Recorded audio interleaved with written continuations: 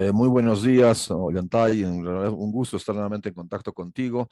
Y bueno, como tú bien indicabas, la situación en nuestro país, en el Perú, está bastante complicada, bastante, aparte que es un problema bastante complejo.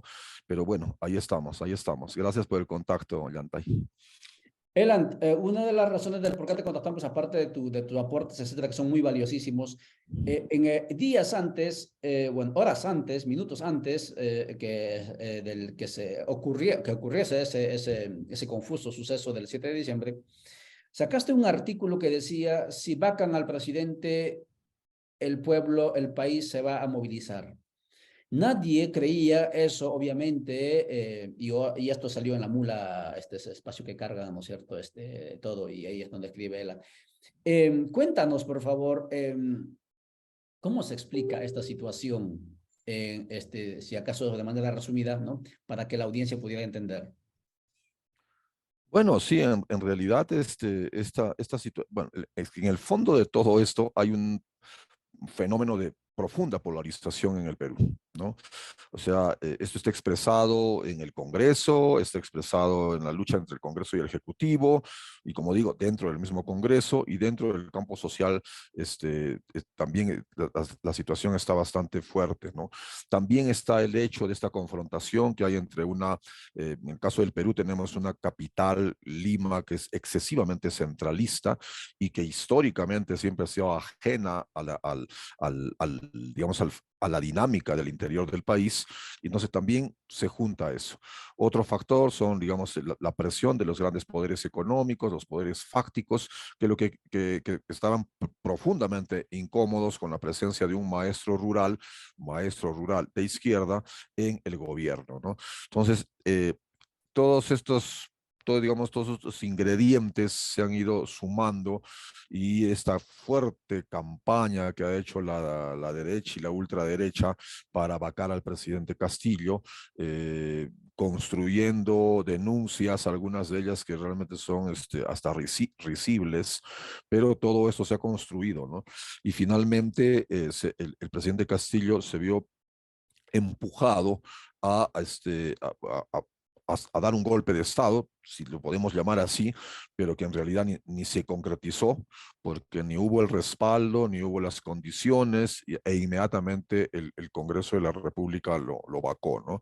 Lo vacó y tuvo un trato bastante vejatorio, tratándose de la figura de un presidente de la República en la detención que ha tenido él, inclusive, ¿no?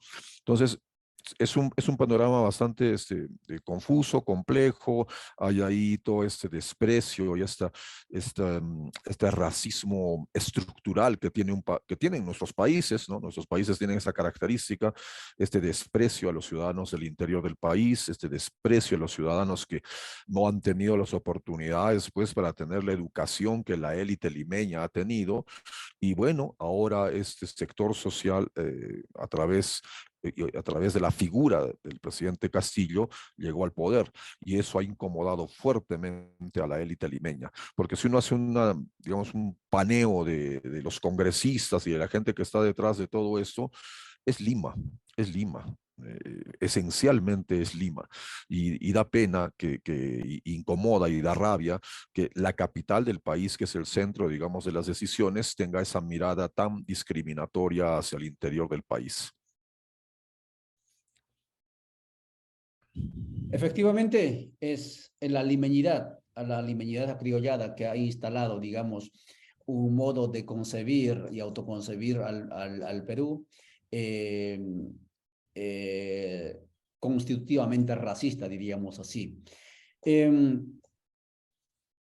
la cuestión, Elena, es este acto de, obviamente, pues si analizamos, no necesitamos entrar, digamos, en un detalle procedimental, pero el presidente de la República dijo que convocaba o iba a disolver el Congreso, pero el asunto no se ejecutó, no se consumó el delito, ¿no? Claro, entonces los abogados dicen, pero la amenaza, ¿no? La tentativa, etcétera. Sí, pero aquí es, digamos, también se juzga por las consecuencias.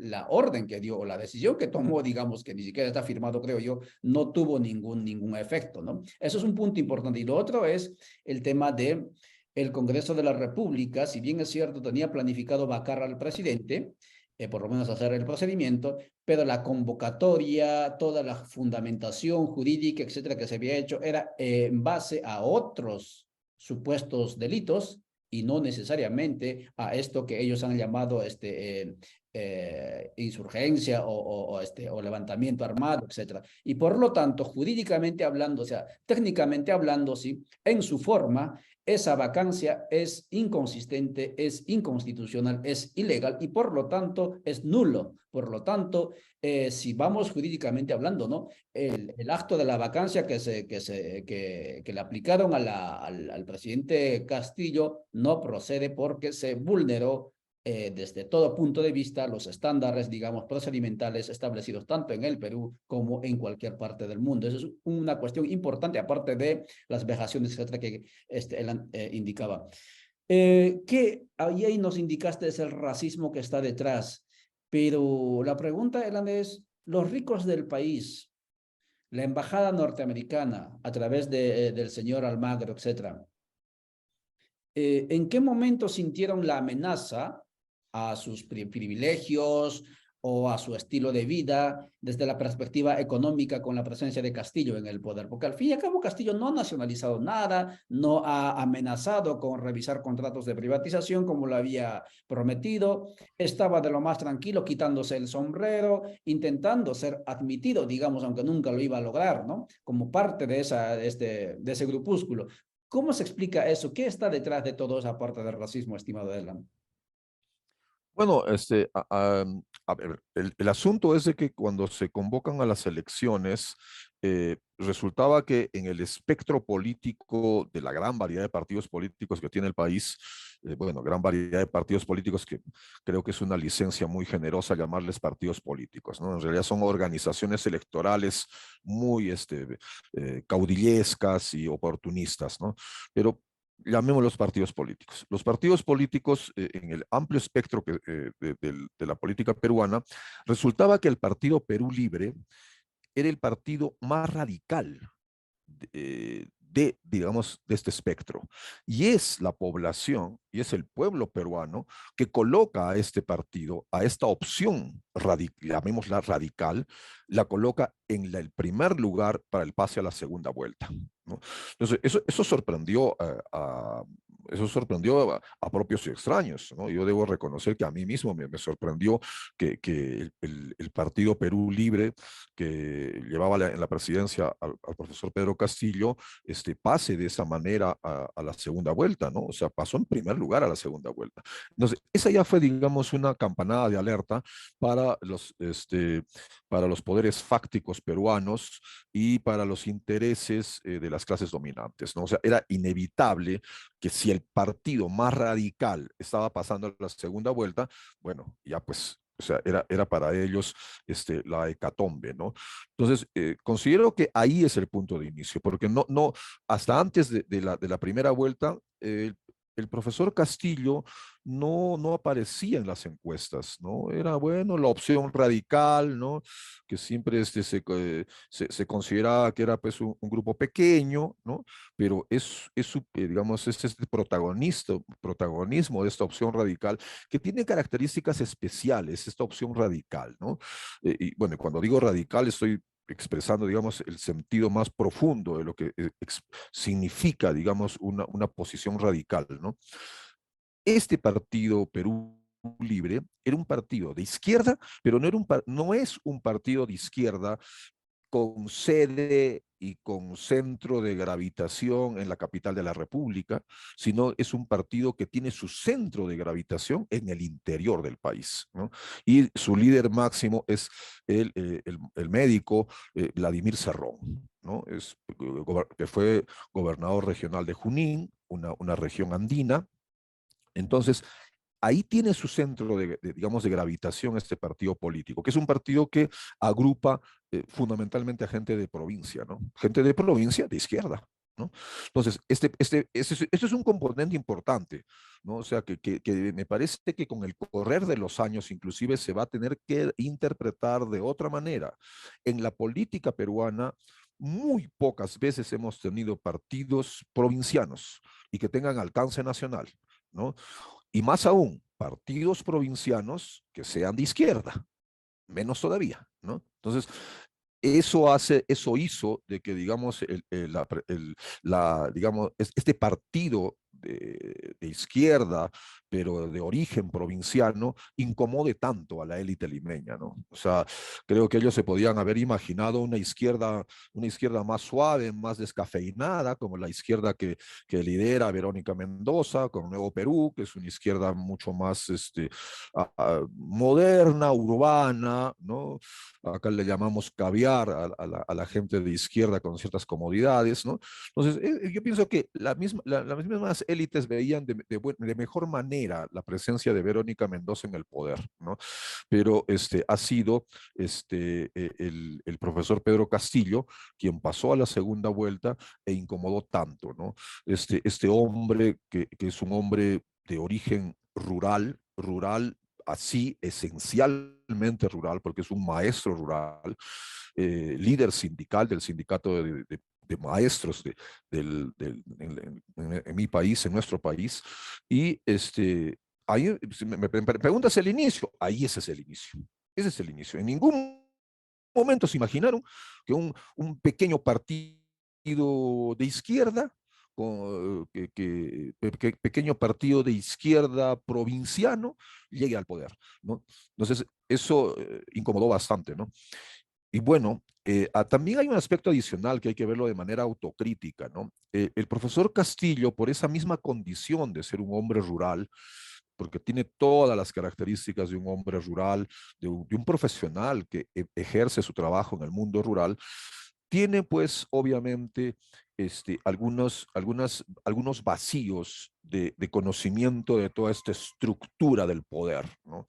Entonces es un hombre que por primera vez se encuentra, digamos, con este monstruo de la administración pública, de la vinculación de cómo la administración pública y el aparato público sirve a los intereses privados, especialmente de las grandes transnacionales, y todo este enjuague de poder que se maneja en Lima, ¿no? Entonces, él, y eso hay que reconocer, él no ha tenido, digamos, la habilidad para tejer fácilmente relaciones y alianzas adecuadas. Y creo que el gran error que cometió el profesor Pedro Castillo, uno de los grandes errores, es haberse rodeado, pudiendo haberse rodeado de gente tan ideológicamente similar al Partido Perú Libre, pero no lo hizo. Se ha rodeado más bien de gente mucho más cercana, mucho más, digamos, paisanos del propio Cajamarca, ¿no? E incluso del propio Chota, ¿no? Eh, Creo que ahí fue un error, creo que la experiencia latinoamericana lo enseña, cuando el movimiento popular, el movimiento llega al poder, no puede cerrarse en pequeños grupos, no tiene que tender puentes hacia sectores profesionales, progresistas, que pudiesen dar, digamos, una asesoría mucho más abierta, acertada y con mayor mira, mayor visión.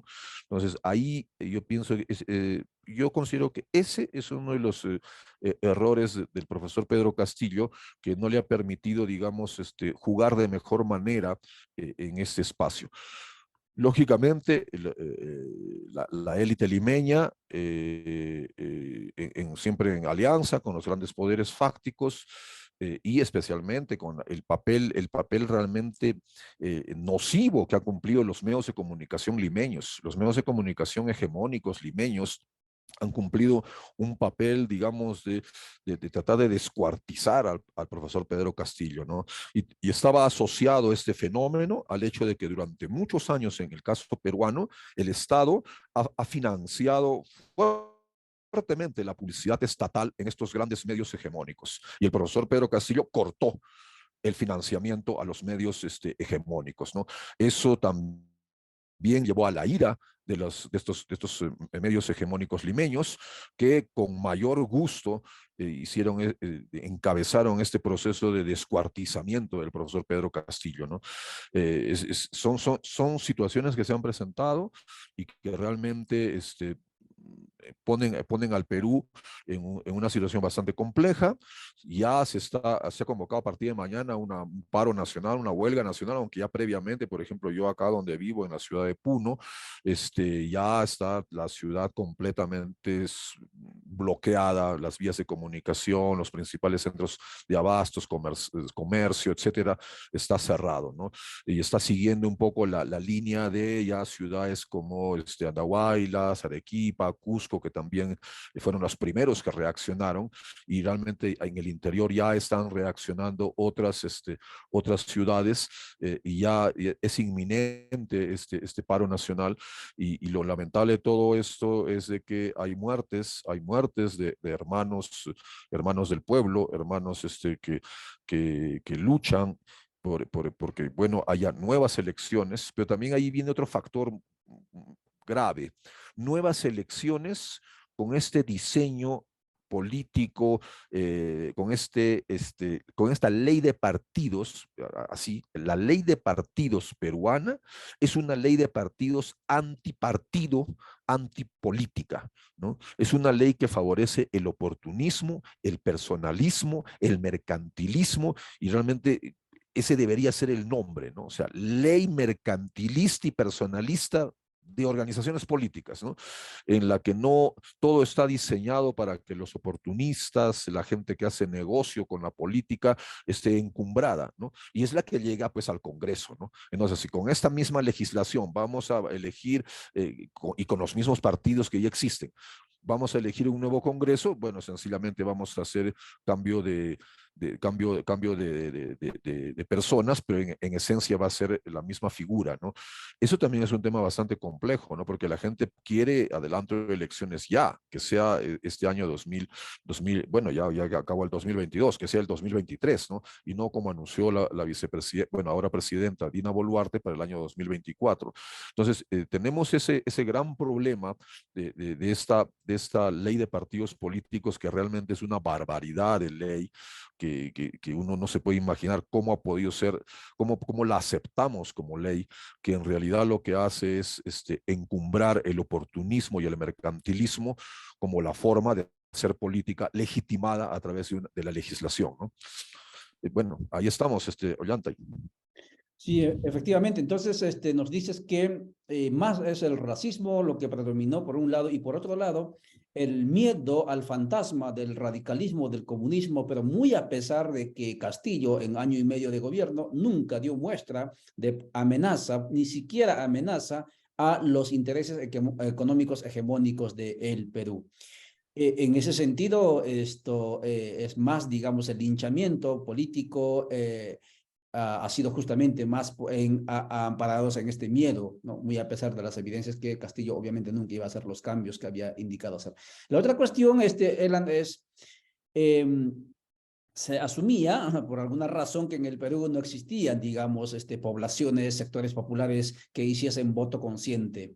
Y al parecer que esos 8 millones, no sé cuántos fueron que votamos por Pedro Castillo, no fue solamente un voto de castigo en contra de la corrupción, al parecer había sido un voto con identidad, porque justamente el factor pueblo que aparece después del golpe de Estado, digámoslo así, que ejecuta el Congreso de la República, nos evidencia eso, que la gente sale a las calles a defender su voto.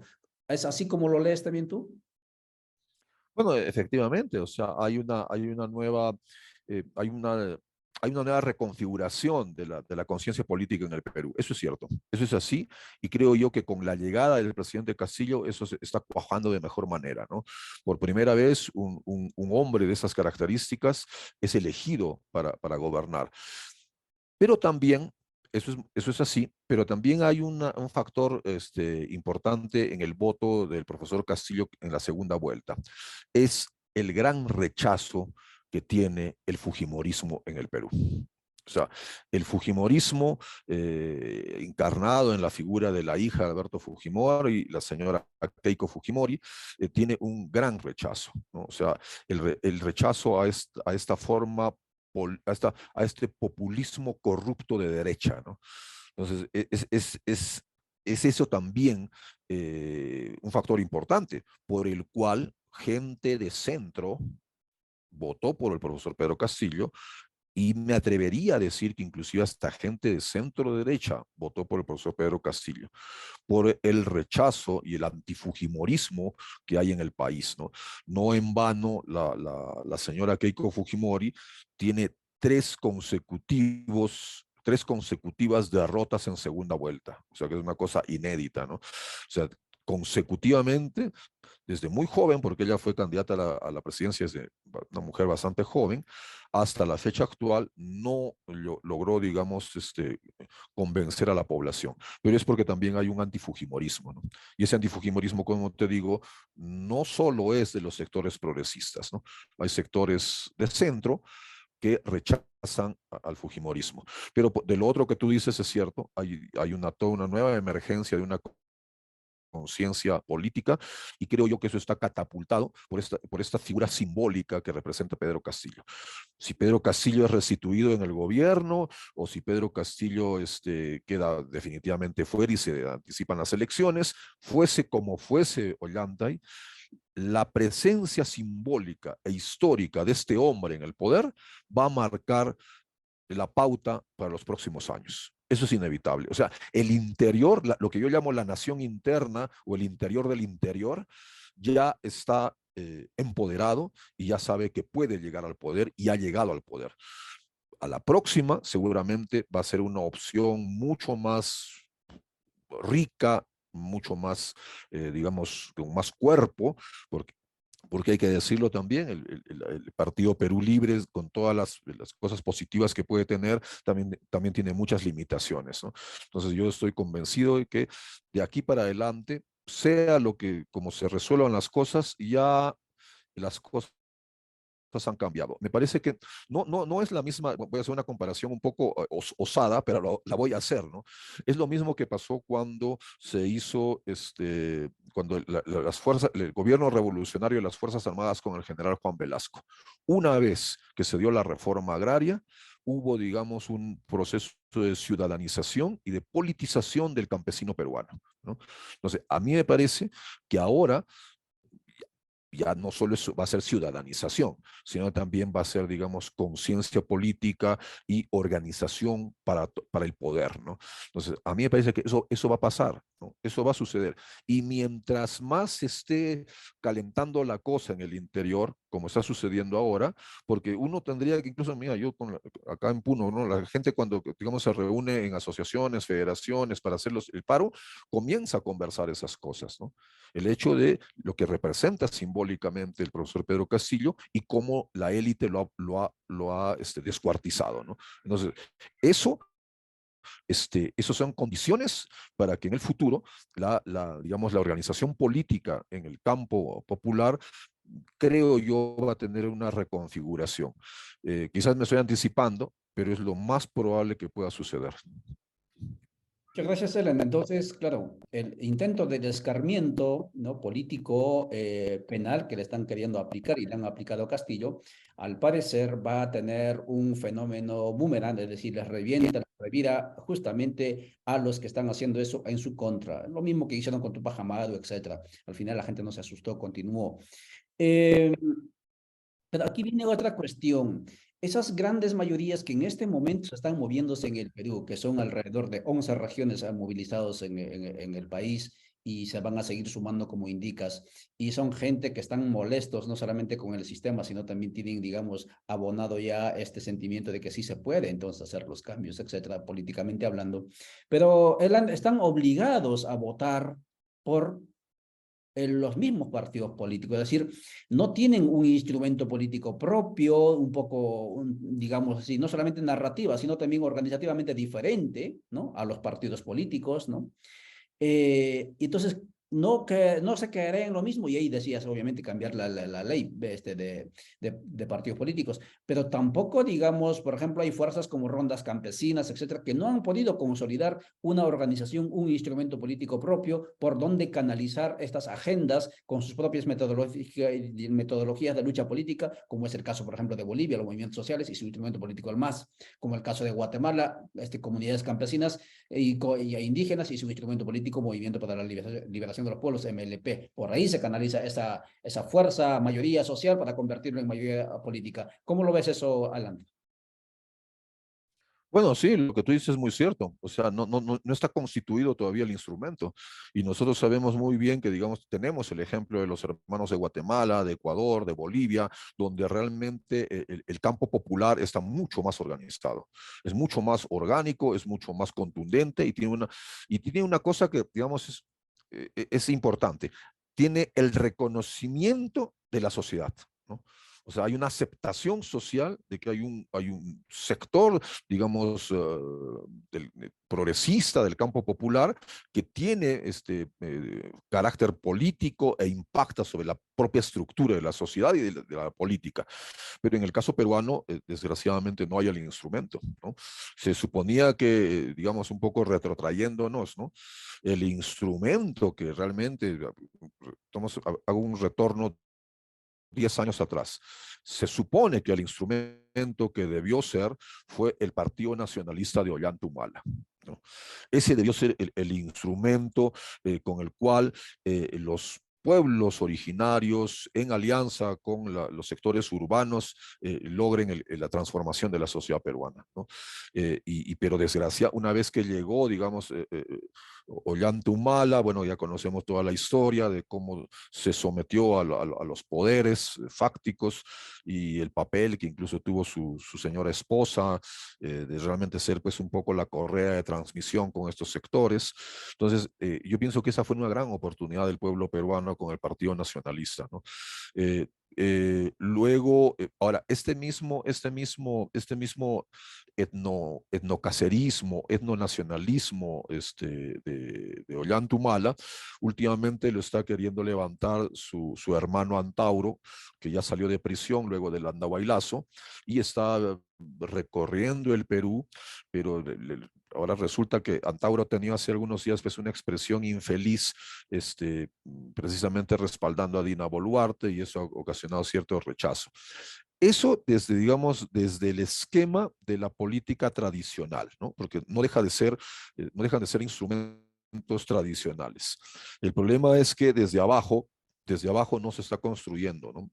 Yo estimo, como te lo dije en la pregunta anterior, en la intervención anterior, yo estoy convencido, Yantay, que luego de la destitución de Pedro Castillo, el campo popular y especialmente el campo desde de los sectores del interior se van a organizar de otra manera y sí se va a producir ese instrumento y quizás van a ser varios, no solo uno, ¿no?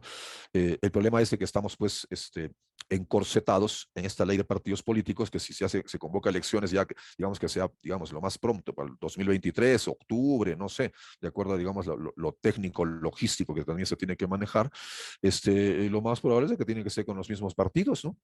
Con los mismos partidos, con las mismas organizaciones, con ese gran amplio espectro que tiene la derecha, que tiene, digamos, todo un menú que va desde la ultraderecha hasta una derecha moderada, y el poco espacio que tiene la izquierda, ¿no? Ese va a ser el problema, ¿no?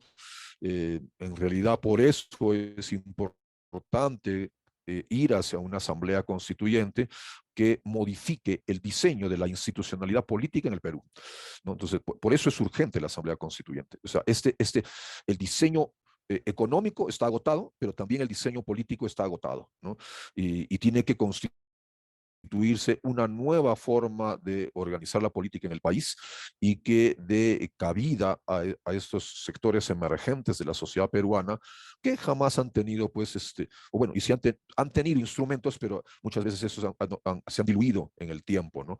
Esa es la gran desgracia, porque también recordemos que sigue, digamos, el partido Comunista Patria Roja, y otros partidos de izquierdas siguen operando, pero ya no alcanzaron las firmas suficientes, no se inscribieron y son partidos muy minúsculos.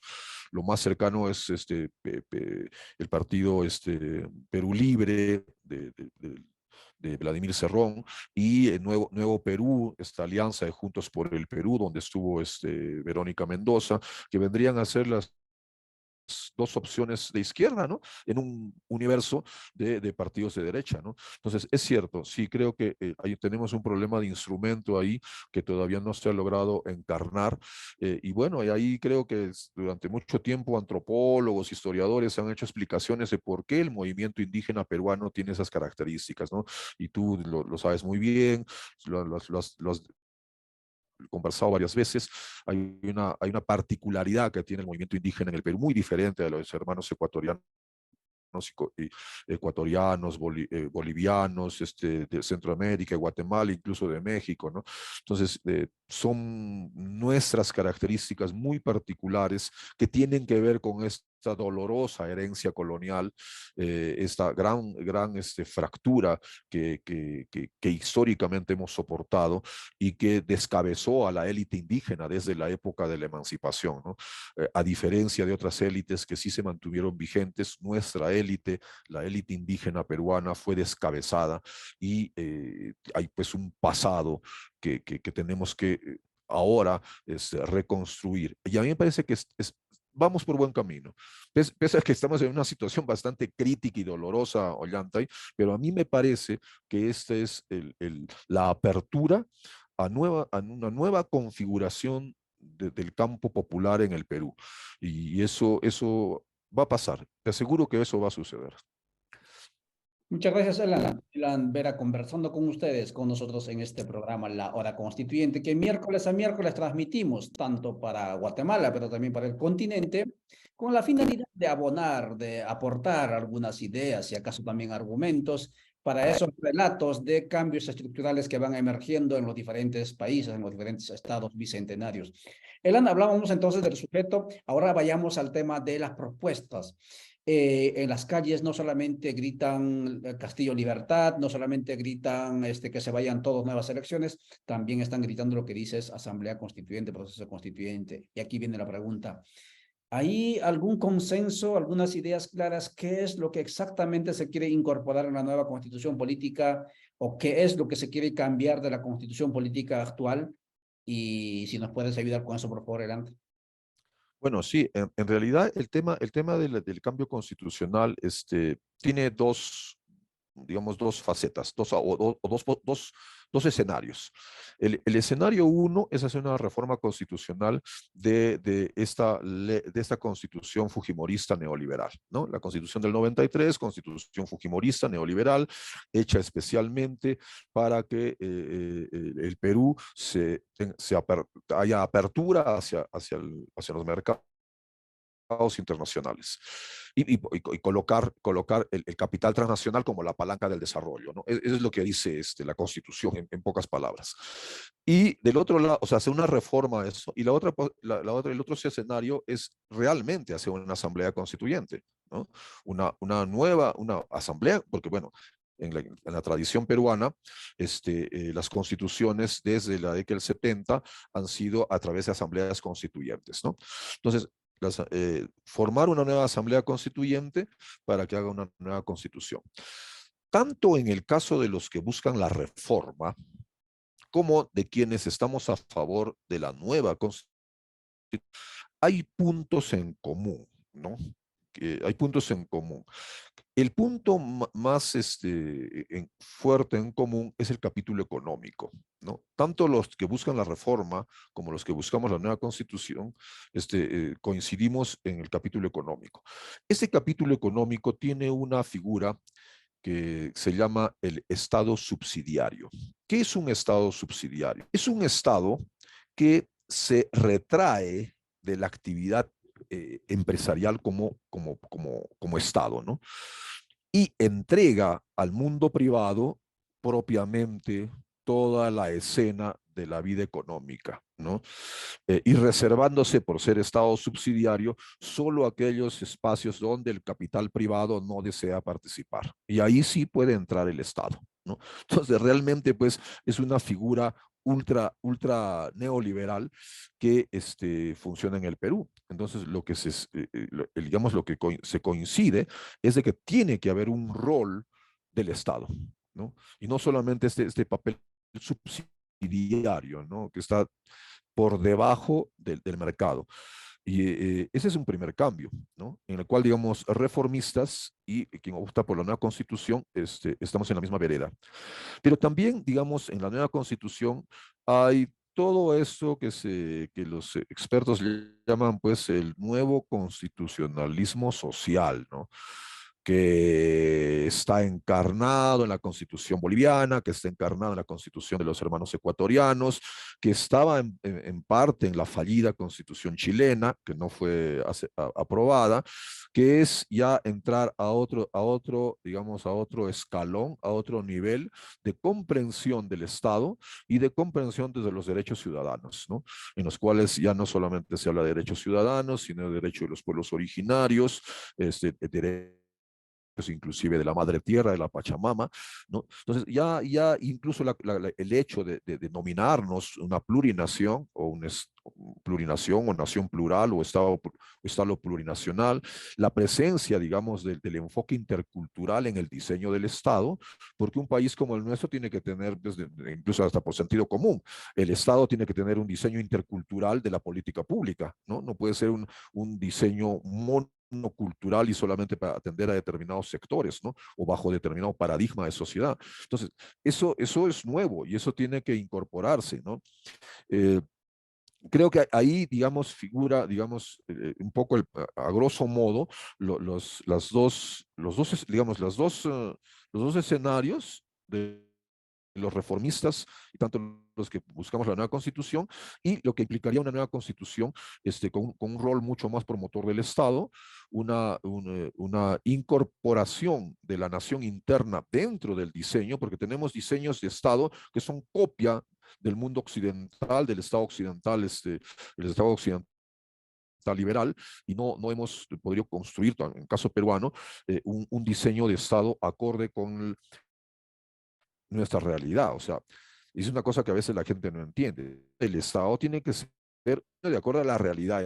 No puede ser pues la copia que nos trae el mundo occidental, ¿no?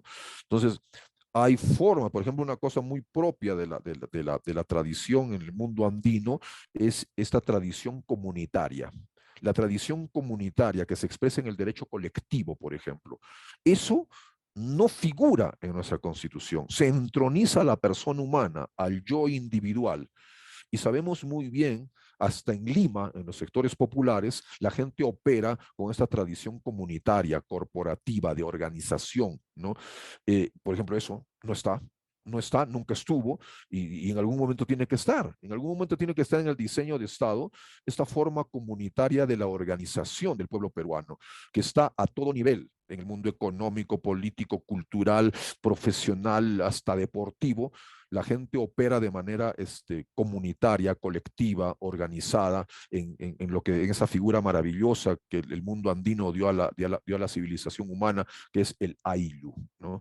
Esta forma organizacional, política, económica, hasta espiritual, que caracterizó hasta nuestro mundo ancestral. Y que eso no ha muerto. Eso lo encuentras todos los días en las pequeñas, medianas organizaciones del pueblo peruano, rural, urbano o hasta virtual, ¿no? Entonces, esas cosas, esas ideas tienen que estar plasmadas en un nuevo diseño que exprese lo que somos, ¿no? Y no lo que no somos, ¿no? Elan Vera conversando con nosotros, con usted en este programa La Hora Constituyente, cuando son las 9:45 aquí en Centroamérica, Guatemala y seguramente en el Perú son las 10:45. Elan, en Guatemala hubo una ruptura constitucional, un golpe de Estado histórico en el 54, empujado por la Embajada norteamericana. Desde entonces no se ha logrado, los pueblos no han logrado constituirse como sujetos políticos, como bien decías, y retomar esas riendas de cambios que se había empujado en aquella época. En el caso de Honduras, en el 2009 se dio el golpe de Estado, pero 13 años le costó al pueblo, a los pueblos de Honduras reorganizarse, rearticularse y recuperar el sueño truncado en el 28 de junio del 2009. En el caso boliviano, 2019, un golpe de Estado, igual, con los mismos actores, y embajada norteamericana, la OEA, la oligarquía, las jerarquías religiosas, etcétera. pero en Bolivia los pueblos y comunidades, sobre todo que indicabas, esa lógica comunal, logró recuperar, restaurar no solamente el orden de la democracia plural, sino retomar el poder en cuestión de un año. ¿Cuánto tiempo requerirá los pueblos, las comunidades del Perú para poder recuperarse de este golpe de Estado que la oligarquía, juntamente con la embajada y la OEA y todos los agentes transnacionales, le acaban de infringir el 7 de diciembre pasado? ¿Cuáles son los escenarios posibles que tú pintas próximamente, Edan? Por favor, ayúdanos con ello. Bueno, yo pienso que de hecho, digamos, las movilizaciones en el interior del país están produciendo, digamos, una presión fuerte sobre el Ejecutivo, ¿no? Sobre la figura, inclusive la figura de Dina Boluarte como presidente de la República. Lo más probable es de que haya, digamos, el anuncio de anticipo de elecciones para el año 2024. Yo pienso que va a terminarse negociando para que sea para el próximo año, ¿no?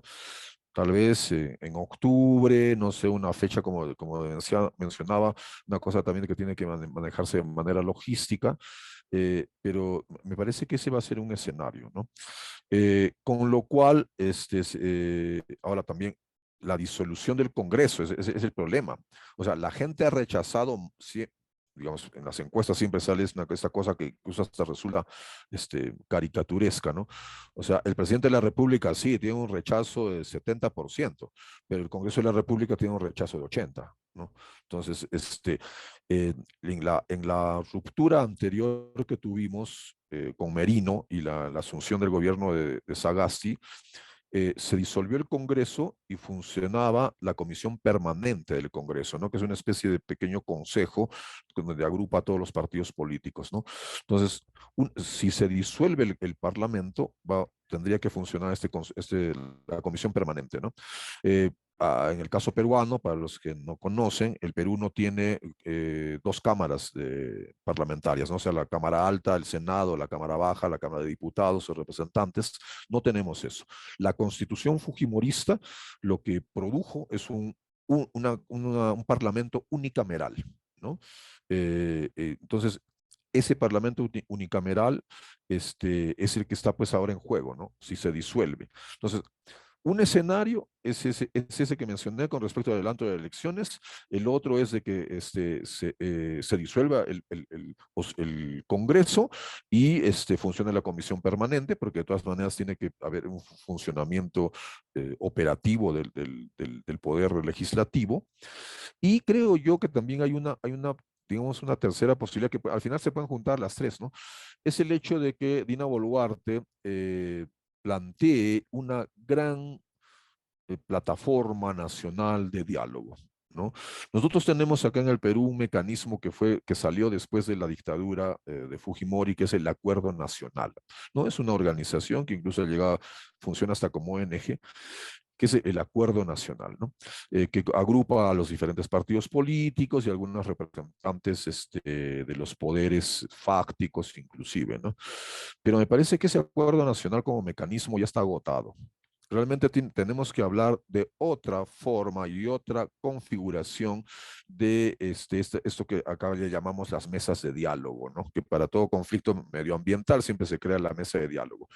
Pero tendría que haber esta gran plataforma nacional de diálogo y partiendo no de esos actores tradicionales, de esos actores que la propia población rechaza. Yo creo que debemos partir de los actores del interior del país. En el interior del país, y a tono con lo que dije en mi intervención anterior, hay una fuerte tradición organizativa, comunal, de federaciones, confederaciones, organizaciones, frentes, que incluso esa visión de lo confederado, ¿no? O sea, varias federaciones forman una confederación, ¿no? A todo nivel, en términos económicos, productivos, culturales, el tejido social peruano en el propio mundo popular es muy rico, ¿no?